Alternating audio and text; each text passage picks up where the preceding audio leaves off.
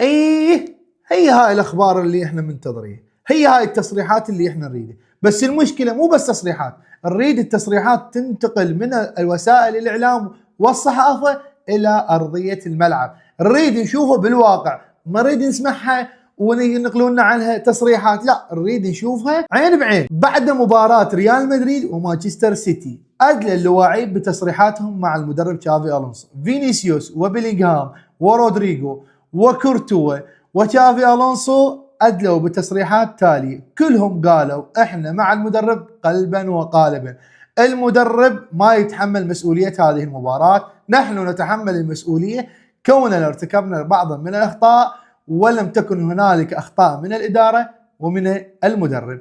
تشافي الونسو اكد الاقوال مال اللواعيبه، قال اليوم طلعت بثمار جدا متميز اللي هو رودريغو، والشيء الثاني اليوم الفريق قاتل ولعب وقدم كل اللي يقدر عليه، هذا الشيء يفرح. اللي نتمناه احنا انه اللاعبين يلتزمون بتعليمات تشافي الونسو في غرفة الملابس وفي داخل الملعب. واكدت ادارة نادي ريال مدريد رسميا اعطاء تشافي الونسو فرصة اخيرة لكأس السوبر الاسباني، وتجدد الثقة بالمدرب الاسباني، وكذلك اللاعبين اعترفوا باخطائهم ولاحظوا انه لازم يكونون ايد وحدة للتقدم بالنادي الملكي نحو المجد.